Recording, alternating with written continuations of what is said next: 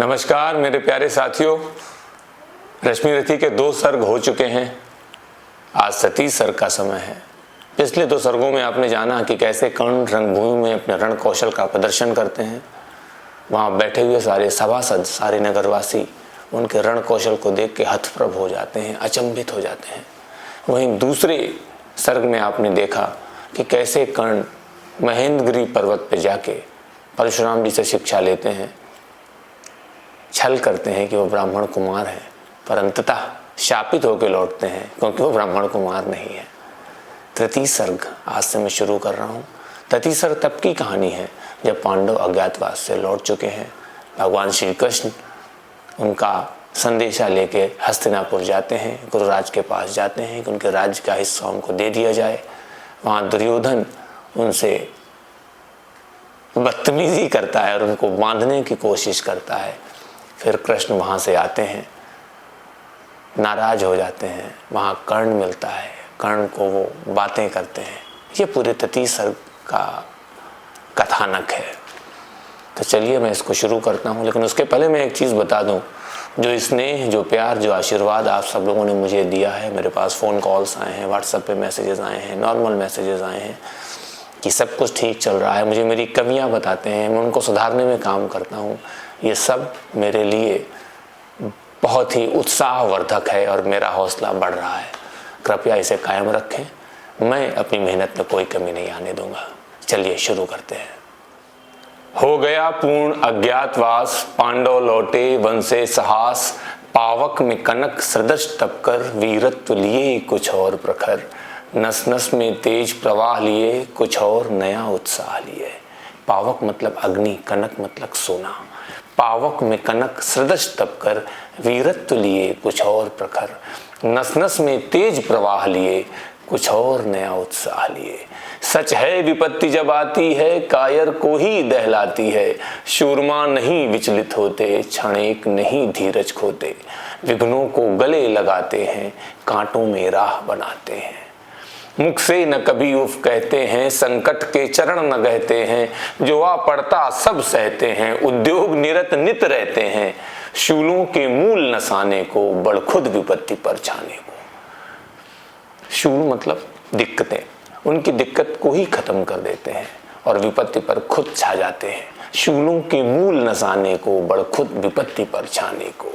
है कौन विघ्न ऐसा जग में, टिक सके वीर नर के मग में। खम ठोंक ठेलता है जब नर, पर्वत के जाते पांव खड़।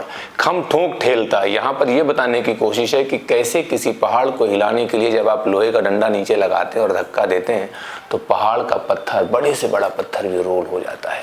तो है कौन विघ्न ऐसा जग में, टिक सके वीर नर के मग में। खम ठोंक ठेलता है जब नर, पर्वत के जाते पांव खड़। मानव जब जोर लगाता है, पत्थर पानी बन जाता है। गुण बड़े एक से एक प्रखर हैं छुपे मानवों के भीतर। मेहंदी में जैसे लाली हो, वर्तिका बीच उजियाली हो। मेहंदी को पीसेंगे तो अंदर से लाल हो जाती है, बत्ती को जलाते हैं तो रोशनी, उजाला निकलता है, रोशनी निकलती है। गुण बड़े एक से एक प्रखर है छुपे मानवों के भीतर। मेहंदी में जैसे लाली हो, वर्तिका बीच उजियाली हो। बत्ती जो नहीं जलाता है, रोशनी नहीं बह पाता है। पीसा जाता जब इच्छुदंड, इच्छुदंड मीन्स गन्ने को कहा गया है। पीसा जाता जब इच्छुदंड, झरती रस की धार अखंड। मेहंदी जब सहती प्रहार, बनती ललनाओं का श्रृंगार। जब फूल पिरोए जाते हैं, हम उनको गले लगाते हैं। वसुधा का नेता कौन हुआ, भूखंड विजेता कौन हुआ। अतुलित यश क्रेता कौन हुआ, नवधर्म प्रणेता कौन हुआ। जिसने न कभी आराम किया, विघ्नों में रहकर काम किया। जब विघ्न सामने आते हैं, सोते से हमें जगाते हैं। मन को मरोड़ते हैं पल पल, तन को झंझोरते हैं पल पल। सत्य पथ की ओर लगा कर ही जाते हैं हमें जगा कर ही। वाटिका और वन एक नहीं, वाटिका और वन एक नहीं। आराम और रण एक नहीं। वर्षा आंधी आतप अखंड, पौरुष के साधन प्रचंड। वन में प्रसून तो खिलते हैं, बागों में शाल न मिलते हैं। यहाँ पर तुलना करी गई है जंगल और बाग में कि वाटिका और वन एक नहीं है, आराम का समय और परिश्रम का समय एक नहीं है। जैसे आंधी बहुत गर्मी पड़ रही हो, तप हो रहा हो, बहुत जाड़ा पड़ रहा हो, इसमें मनुष्य अपने शरीर को और तपाता है और मजबूत बनता है। तो वर्षा, आंधी, आतप, अखंड, पौरुष के साधन प्रचंड, वन में प्रसून तो खिलते हैं। प्रसून मतलब कोई फल या फूल, आप किसी को भी प्रसून बोल सकते हैं। तो वन में तो फल फूल मिल जाते हैं, लेकिन जो शाल का पेड़ है, जो दुनिया का सबसे बड़ा पेड़ है, जिससे सबसे मजबूत लकड़ी जिसकी होती है, वो बागों में नहीं पाया जाता, वो तो वन में ही पाया जाता है। तो वन में प्रसून तो खिलते हैं, बागों में शाल न मिलते हैं। कंकड़ियां जिनकी सेज सुघर छाया देता, केवल अंबर विपदाएं दूध पिलाती हैं। लोरी आंधियां गाती हैं, जो लक्षाग्रह में जलते हैं वो ही शूरमा निकलते हैं। बढ़कर विपत्तियों पर छा जा मेरे किशोर, मेरे ताजा, जीवन का रस छन जाने दे, तन को पत्थर बन जाने दे। तू स्वयं तेज भयकारी है, क्या कर सकती चिंगारी है। अज्ञातवास में पांडव परिश्रम कर करके, वन में घूम घूम करके इतने प्रलयंकारी, इतने अभयकारी हो गए हैं कि अब उनको किसी का डर नहीं है। खुद विपत्ति पर छा सकते हैं और किसी भी संकट का सामना कर सकते हैं। वर्षों तक वन में घूम घूम बाधा विघ्नों को चूम चूम से, धूप घाम पानी पत्थर पांडव आए कुछ और निखर। सौभाग्य न सब दिन सोता है, देखें आगे क्या होता है। अज्ञातवास खत्म हो चुका है, पांडव बिल्कुल तप के तैयार हैं और अब अपने राज्य की मांग को रखने वाले हैं। और अब ये कथानक आगे बढ़ेगा, देखें आगे क्या होता है। मैत्री की राह बताने को, सबको सुमार्ग पर लाने को, दुर्योधन को समझाने को, भीषण विध्वंस बचाने को भगवान हस्तिनापुर आए, पांडव का संदेशा लाए। भगवान श्री कृष्ण हस्तिनापुर आ गए हैं और पांडवों की तरफ से मांग रखी है कि अब उनको उनका राज्य दे दिया जाए, क्योंकि अज्ञातवास यानी इनकॉग्निटो एग्जाइल खत्म हो चुका है। दो न्याय अगर तो आधा दो, पर इसमें भी यदि बाधा हो तो दे दो केवल 5 ग्राम। रखो अपनी धरती तमाम, हम वही खुशी से खाएंगे, परिजन पर असी न उठाएंगे। अरे भाई, हमको न्याय करते हो तो आधा राज्य दे दो, नहीं देते हो तो हम 5 भाई हैं, 5 गांव दे दो, हम उसमें भी खुश हैं, रह लेंगे। लेकिन हम ये नहीं चाहते कि हम अपने भाई बंधु, अपने परिवारजनों पर हथियार उठाएं, परिजन पर असी न उठाएंगे। दुर्योधन वह भी दे न सका, आशीष समाज की ले न सका, उल्टे हरि को बांधने चला, जो था असाध्य साधने चला। जब नाश मनुष्य पर छाता है, पहले विवेक मर जाता है। हरि ने भीषण हुंकार किया, अपना स्वरूप विस्तार किया, डगमग डगमग दिग्गज डोले। भगवान कुपित होकर बोले, जंजीर बढ़ाकर साथ मुझे, हाँ हाँ दुर्योधन बांध मुझे। दुर्योधन एक बहुत बड़ी गलती करता है और उसी दिन दुर्योधन ने अपना भविष्य लिख दिया था। जिस क्षण उसके मन में आया कि वो भगवान श्री कृष्ण को बांध सकता है, भगवान कुपित हो जाते हैं और फिर उसको अपना विकराल रूप दिखाते हैं। और जो आगे दिनकर जी ने विकराल रूप का दर्शन आपको कराया है, मैं समझाने की कोशिश करूंगा, आप भी थोड़ा इसको समझिएगा। क्या दर्शन है भगवान श्री कृष्ण के विकराल रूप का। यह देख गगन मुझ में लय है, ये देख पवन मुझ में लय है, मुझ में विलीन झंकार सकल, मुझसे लय है संसार सकल। अमृत फूलता है मुझ में, संघार झूलता है मुझ में। तू जिसको बांधने की कोशिश कर रहा है, पूरा आकाश मेरे अंदर है, पूरी दुनिया मेरे अंदर है, मेरे से ही गगन चलती है, मेरे से ही पवन चलती है, तू उसको क्या बांधेगा दुर्योधन। उदयाचल मेरा दीप्त भाल, भूमंडल वक्ष स्थल विशाल। उदयाचल मीन्स वो पर्वत जहां से माना गया है कि सूर्योदय होता है। तो उदयाचल जहां से सूर्य उगता है वही मेरा माथा है, वही मेरा चमकता हुआ माथा है। तो उदयाचल मेरा दीप्त भाल, भूमंडल वक्ष स्थल विशाल, भुज परिधि बंध को घेरे हैं। जो जमीन है, जो पृथ्वी है, वो पूरी मेरे अंदर ही तो है। तो भुज परिधि बंध को घेरे हैं, मैनाक मेरु पग मेरे हैं। मैनाक यहाँ पर कहा गया है एक बहुत पुराने पर्वत को जो बहुत बड़ा था। तो एक पर्वत में तो एक कदम में तो मैं पूरा पर्वत पार कर देता हूं, तो मुझे कैसे बांधेगा। तो मैनाक मेरु पग मेरे हैं, दीप्ते जो ग्रह नक्षत्र निकर, सब हैं मेरे मुख के अंदर। तुझे जितने ब्रह्मांड में ग्रह नक्षत्र निकर दिखते हैं ना, ये सब मेरे मुख के ही अंदर हैं। जिनके झुंड हैं इतने ग्रह नक्षत्र निकर के, सब मेरे मुख के अंदर हैं। दृग हो तो दृश्य कांड देख, मुझ में सारा ब्रह्मांड देख। चर अचर जीव जग छर अक्षर, चर अचर चलने वाला न चलने वाला, सारे जीव, सारी दुनिया, अक्षर नाक्षर, क्षर और अक्षर, नाश होने वाला न नाश होने वाला, नश्वर मनुष्य सुर जाति अमर। तो द्रघों तो दृश्य कांड देख, मुझमें सारा ब्रह्मांड देख, चर अचर जीव जग क्षर अक्षर, नश्वर मनुष्य सुर जाति अमर। सतकोटि सूर्य सतकोटि चंद्र, सतकोटि सरित सर सिंधु मंद्र। सूरज, चंद्रमा, नदियां, समुद्र, पोखरे, तालाब, पर्वत, जो देखना है दुर्योधन मेरे मुख के अंदर देख। तो सतकोटि सरित सतकोटि मंद्र, सतकोटि विष्णु ब्रह्मा महेश, सतकोटि जिष्णु जलपति धनेश, शतकोटि रुद्र शतकोटि काल, शतकोटि दंडधर लोकपाल। जंजीर बढ़ाकर साध इन्हें, हाँ हाँ दुर्योधन बांध इन्हें। भूलोक अतल पाताल देख, गत और अनागत काल देख, यह देख जगत का आदि सृजन, ये देख महाभारत का रण। मृतकों से पटी हुई भू है, पहचान कहाँ इसमें तू है। देख दुर्योधन मेरे अंदर ही सब कुछ है, तू देख सकता है कैसे तेरी लाश पड़ी हुई है। ढूंढ अपने आप को। अंबर में कुंतल जाल देख, पद के नीचे पाताल देख, मुट्ठी में तीनों काल देख, मेरा स्वरूप विकराल देख। सब जन्म मुझी से पाते हैं, फिर लौट मुझी में आते हैं। जिह्वा से कड़ती ज्वाल सगन, मतलब मेरे मुख से जो आग निकलती है, जिह्वा से कड़ती ज्वाल सगन, सांसों से पाता जन्म पवन। पड़ जाती मेरी दृष्टि जिधर, हंसने लगती है सृष्टि उधर। मैं जब ही मूंदता हूँ लोचन, छा जाता चारों ओर मरण।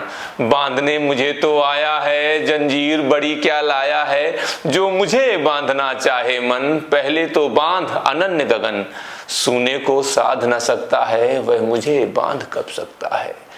हित वचन नहीं तूने माना, मैत्री का मूल्य न पहचाना। तो ले मैं भी अब जाता हूँ, अंतिम संकल्प सुनाता हूँ। याचना नहीं अब रण होगा, जीवन जय या कि मरण होगा। टकराएंगे नक्षत्र निकर, ऐसा युद्ध होगा दुर्योधन कि ग्रह आपस में टकराएंगे। टकराएंगे ग्रह नक्षत्र निकर, बरसेगी भू पर वहनी प्रखर। फणशेष नाग का डोलेगा, विकराल काल मुंह खोलेगा। दुर्योधन रण ऐसा होगा, फिर कभी नहीं ऐसा होगा। भाई पर भाई टूटेंगे, विषबाण बूंद से छूटेंगे। वायस शगाल सुख लूटेंगे, सौभाग्य मनुज के फूटेंगे। आखिर तू भूषाई होगा, हिंसा का परदाई होगा। थी सभासन सब लोग डरे, चुप थे या बेहोश पड़े। केवल दो नरना घाते थे, धृतराष्ट्र विदुर सुख पाते थे। करजोड़ खड़े प्रमदित निर्भय, दोनों पुकारते थे जय जय। दिनकर जी ने लिखा है कि जब भगवान श्री कृष्ण ने अपना विकराल रूप दिखाया, उसके बाद वहां पर सब बेहोश हो गए, कोई उनके रूप को नहीं देख पाया। सिर्फ धृतराष्ट्र और विदुर ही उनके उस रूप को देख पाए थे। अब भगवान तो कुपित हो गए।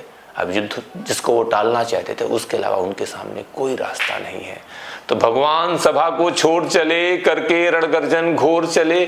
सामने कर्ण सकुचाया सा, आ मिला चकित भरमाया सा। हरि बड़े प्रेम से कर धर कर, ले चढ़े उसे अपने रथ पर। अब देखिए भगवान का एक ही काम है कि कैसे भी सृष्टि के विनाश को बचाया जाए, कैसे भी धर्म की स्थापना करी जाए। दुर्योधन मानेगा नहीं, युद्ध होना तय है। पांडव गांव छोड़ देंगे तो धर्म की स्थापना नहीं होगी, क्योंकि अधर्म जीत जाएगा। अब उनके सामने एक युक्ति आती है, उनको सामने कर्ण दिखता है और उनको मालूम है यही है जो कौरवों को जिता सकता है।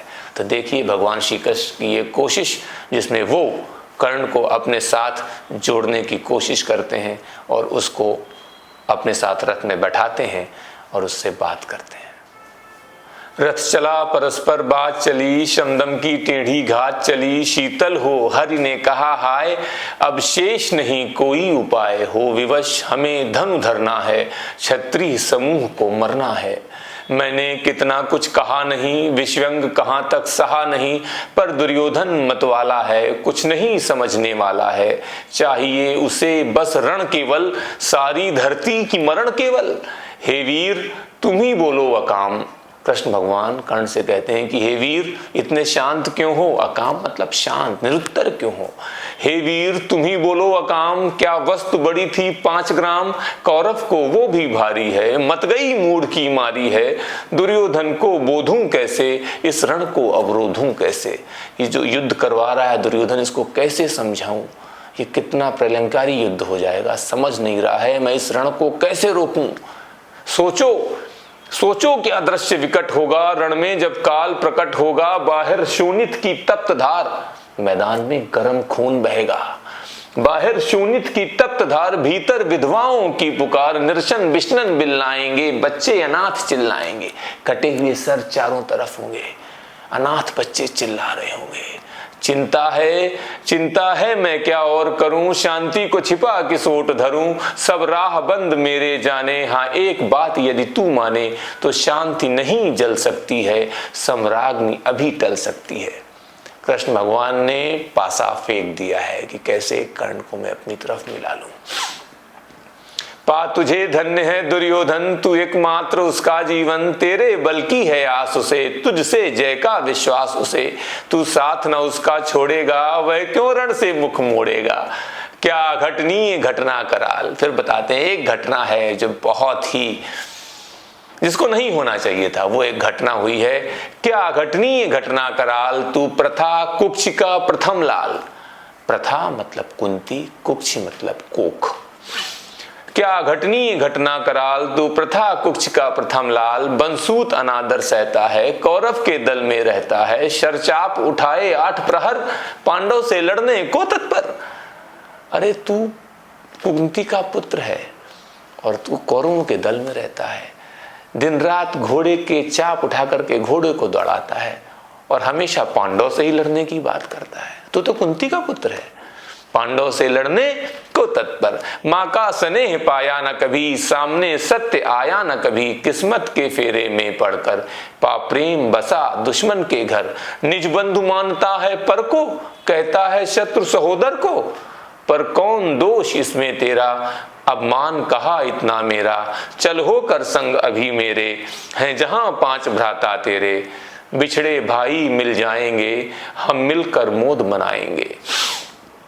उससे बोल रहे हैं कर्ण से कि चलो मेरे साथ, बिछड़े भाइयों के पास चलो, वही तुम्हारी जगह है। कुंती का तू ही तनय ज्येष्ठ, बल बुद्धि शील में परम श्रेष्ठ, मस्तक पर मुकुट धरेंगे हम, तेरा अभिषेक करेंगे हम, आरती समूद उतारेंगे, सब मिलकर पांव पखारेंगे। कैसा लालच दे रहे हैं भगवान श्री कृष्ण कर्ण को।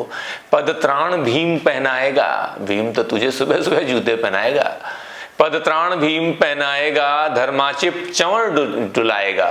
युधिष्ठिर जो धर्माधिराज हैं, धर्म के लिए जाने जाते हैं, वो आपके बगल में खड़ा होकर के पंखा झलेंगे।